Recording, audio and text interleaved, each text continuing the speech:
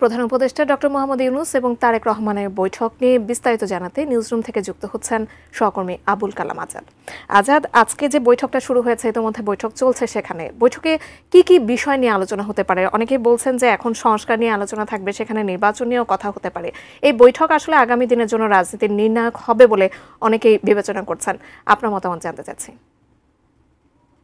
প্রথমে একটু জানিয়ে রাখতে চাই যে 1 ঘন্টা 2 মিনিটের মতো এই বৈঠকটি এখন পর্যন্ত চলছে, যেটি হয়ে গেছে দুপুর 2টায়, বরাবর 2টায় তাদের যে নির্ধারিত সময়টি ছিল সেই সময়ের মধ্যেই শুরু হয়। তার পরবর্তীতে এখন পর্যন্ত যে বৈঠকটি সবাই গুরুত্বপূর্ণ এবং ঐতিহাসিক একটি দৃশ্যের অবতারণা হয়েছে বৈঠকের আগে, সে বিষয়ে একটু আপনাকে বলতে চাই। প্রায় 1.5 যুগের মতো 1/11 পরবর্তীতে দেশের একটি শীর্ষ রাজনৈতিক দলের দ্বিতীয় শীর্ষ প্রধান নেতা, যিনি তারেক রহমান, লন্ডনে অবস্থান করছেন। তিনি 2003 সালে তার দলকে তৃণমূল পর্যায়ে যেভাবে সংগঠিত করে গিয়েছিলেন এবং এখনও পর্যন্ত যেভাবে তিনি লন্ডন থেকে দলকে পরিচালিত করে আসছেন, এই বিষয়টি বলার কারণ যৌক্তিকতাটা একটু পরে আমি ব্যাখ্যা করছি।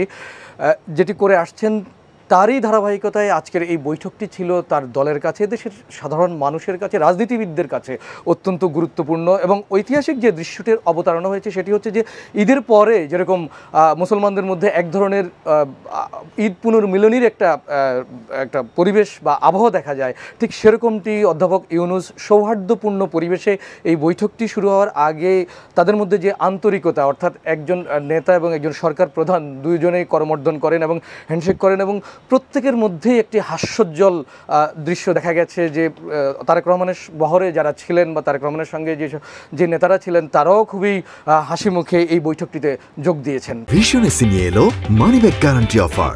1 মাস ব্যবহার করে সন্তুষ্ট না হলে সম্পূর্ণ টাকা ফেরত। তো আপনাকে একটু জানিয়ে রাখতে চাই যে দুপুর 2টায় এই বৈঠকে যোগ দেওয়ার আগের পরিবেশ বা পরিস্থিতিটা কী ছিল, তারও 1 ঘন্টা আগ থেকেই তারেক রহমান প্রস্তুতি নিয়ে তার বাসা থেকে বের হয়েছেন যে এই বৈঠকটি কতটা গুরুত্বপূর্ণ হলে একজন রাজনৈতিক নেতা এবং যথাসময়ে যাতে পৌঁছাতে পারেন নির্ধারিত সময়ে, সেজন্য তিনি ওইরকম প্রস্তুতি নিয়েই বাসা থেকে বেরিয়ে আসেন। যার কারণে যুক্তরাজ্য বিএনপির যে সমস্ত নেতাকর্মীরা রয়েছেন তারাও সবাই প্রস্তুতি নিয়েছিলেন যে হোটেলটিতে বৈঠক হওয়ার কথা, তারা বাইরে অবস্থান নিচ্ছিলেন এবং তাদের নেতাকে পূর্ব নির্ধারিত তাদের যে কর্মসূচি অনুযায়ী তারা সৌহার্দ্যপূর্ণ পরিবেশে সেখানেও তারা স্বাগত জানিয়েছেন।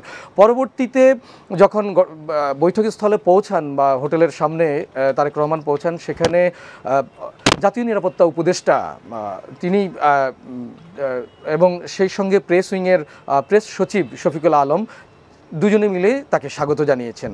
বলা যায় যে এই রাজনীতির যে বিষয়গুলো নিয়ে এখানে আলাপ আলোচনা হতে পারে, কারণ চলমান রাজনৈতিক সংকটে একটা পর্যায়ে দেখা গেছে যে ভোটের তারিখ নিয়ে বিএনপির সঙ্গে অন্তর্বর্তী সরকারের এক ধরনের শীতল বা স্নায়বিক দ্বন্দ্ব তৈরি হয়েছে, সেটির এখনকার বৈঠকের মধ্য দিয়ে স্পষ্ট হতে পারে এবং যে শীতল বা স্নায়বিক দ্বন্দ্ব সেটির অবসান হতে পারে। আর তারেক রহমানের সঙ্গে এই বৈঠকের মধ্য দিয়ে যে সিদ্ধান্তগুলো বেরিয়ে আসবে তাতে করে তৃণমূল পর্যায় পর্যন্ত তার যে দিক নির্দেশনা বা তার যে নেতৃত্ব, সেই নেতৃত্বটি মেনে নেবে, সেরকমটি আশা করা যাচ্ছে। এখনকার মতো এই ছিল আমার কাছে সবশেষ।